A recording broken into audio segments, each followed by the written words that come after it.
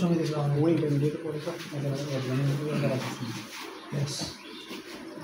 আলাদা পড়াশোনা করতে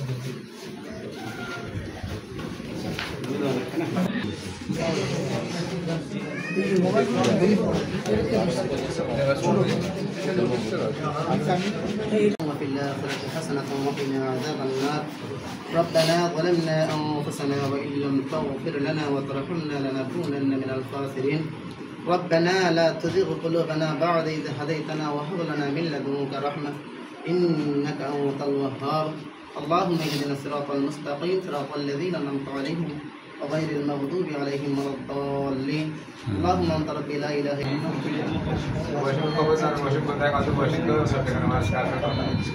তখন আমি ওয়াশিংটন আসবে না তখন আমি ক্লিয়ার করে বললেন ওনাদেরকে আমি কারে কারে মুখ দিয়ে বলতে আমি নম্বরটা 30টা নম্বর ছিল একটা নম্বর আমি আনতে পারতেছি না এরপরে কারণ নাকি কল দিয়েছে আমি তুমি কোথায় আসো আমার বড় ছেলের শ্বশুর আমি নম্বর যে গেলাম সিটিতে যে কাজ ওরকম হয়েছে গুলো কাজ আছে। একটা হচ্ছে ডকুমেন্টারি বানানো, সেটা কাজ চলছে, অনেক কিউরেশনের কাজ আছে, এগুলো চলছে।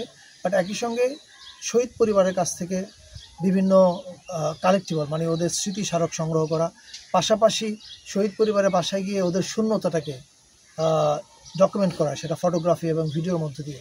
যেমন এখানে যখন আসলাম, যখন ওয়াসিমের বোন মোবাইলে ভাইয়ের ছবিটা ধরছে, আপনি কিন্তু একটা হাহাকার বোধ করবেন। আপনি বুঝতে পারবেন যে সব আছে, বোনটা আছে, মোবাইলটা আছে, ভাইটা না।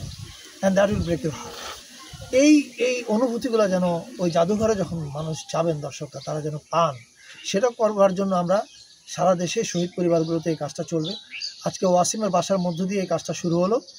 কালকে আমরা চিটাগংয়ে শান্তর বাসায় যাব, আরেকজন শহীদ আছে শহীদ নাম, ওনার ওখানে যাব, আরেকজন আছে ওমর ফারুক, ওখানে যাবো। এই চারটা আমি ফিজিক্যালি যাচ্ছি।